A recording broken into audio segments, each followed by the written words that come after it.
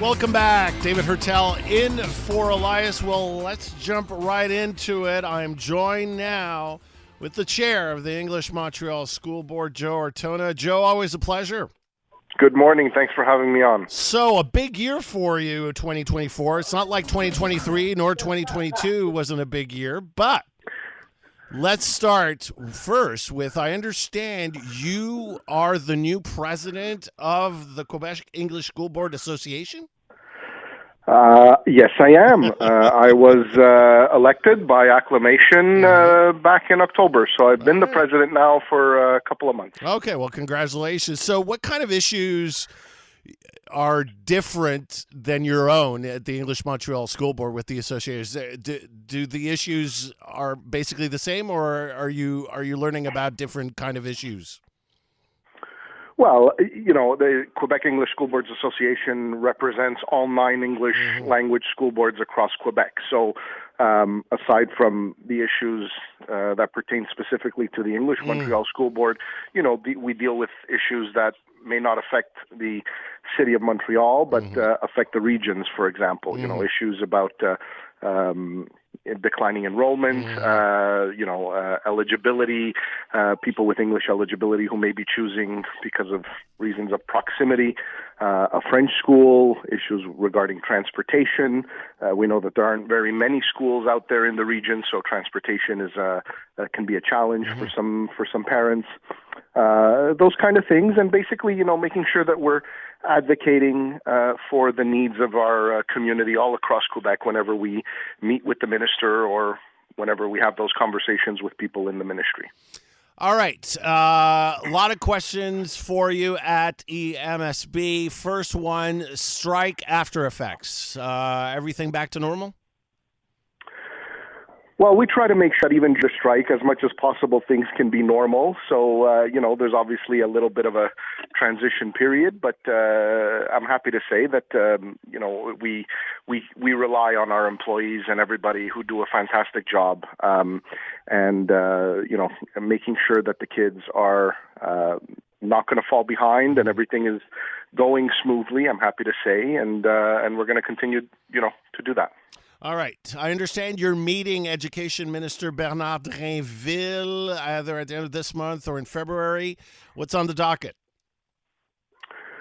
Well, I'm not going to get into what's on the agenda. There is actually no set agenda right now, but, we want to make sure that whenever we're going to be meeting with the minister or with people from the ministry, that we're able to bring forward concerns that we have, concerns that pertain to education in general, but also concerns specific to education in the English school boards, and hope that we can initiate a dialogue and move forward from there. This is obviously a good thing. So I don't remember another time when Minister Roberge had agreed to meet with me. That never happened. So we take these little wins as they come, and we're happy with that. Well, you did have a big win with Bernard Drinville last year with Bill 23, didn't you?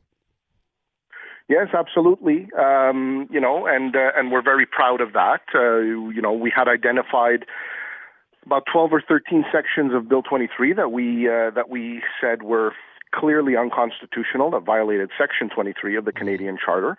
And ultimately, we got the minister to back down from applying those sections to the English language school boards without having to go to court, which is great because it means that we're not stuck in litigation for years.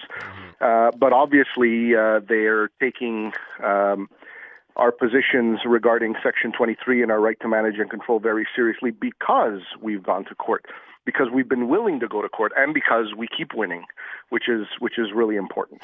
Well, speaking of litigation, do I have this right? You have litigation on Bill 96, litigation on Bill 40, and litigation on Bill 21. Am I correct? You are correct. And in fact, you're actually missing one. There's a fourth litigation on what we consider to be the unconstitutional unilateral transfer of 2 of our English schools to the French sector that took place in 2019. So That's a lot of court cases and a lot of time, but unfortunately, it's necessary if we want our rights to be respected. Oh, absolutely, but it's a lot to handle for one school board. I mean, just in terms of financial costs, what are we looking at for the EMSB? Yeah.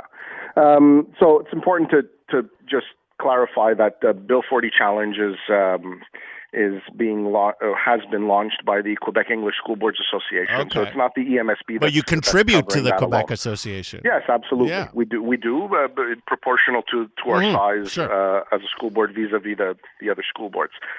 The Bill 21 challenge, which we had launched on our own at first, and the QESBA joined later, did cost a lot of money. And with Bill 96 in there, which we also launched first, and now 7 other school boards joined us,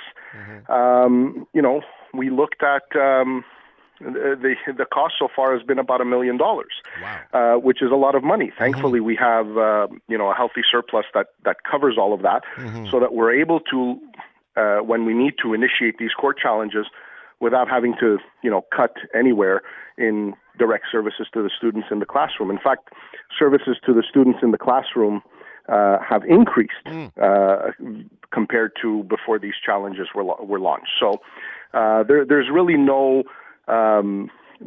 negative impact. There's no negative impact of any kind onto the students. So that's why we're very comfortable launching these court challenges, because they're very important. Expensive, but important. Expensive, and also there's still time. I mean, there's your time. There's dealing with the lawyers. I mean, it's still something you could spend time and money on something else, right?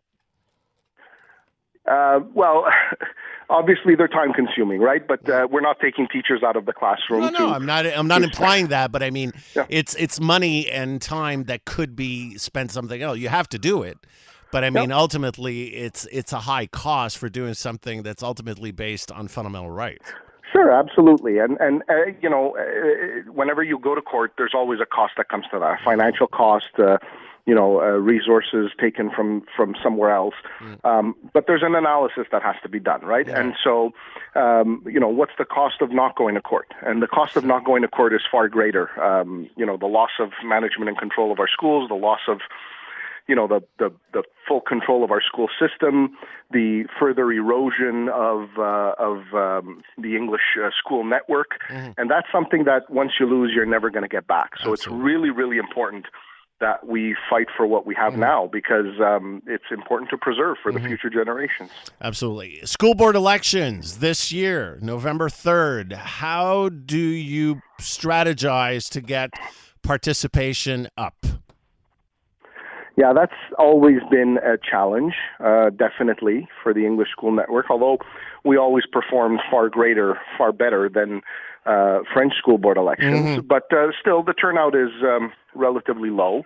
One of the things that we have to do is we have to make sure that we want the government to fix the electoral list. And that was one of the things that we challenged in Bill 40, and we're very happy that Justice Lucia recognized that the manner in which the elections are run are actually unconstitutional, and basically told the Quebec government that they need to clean that up for the future elections.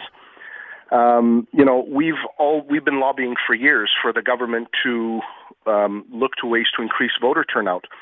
For the municipal elections that are going to come up in 2025, Elections Quebec is launching a pilot project to allow for other means of voting, mail-in ballots and electronic voting, and some municipalities have signed on to that.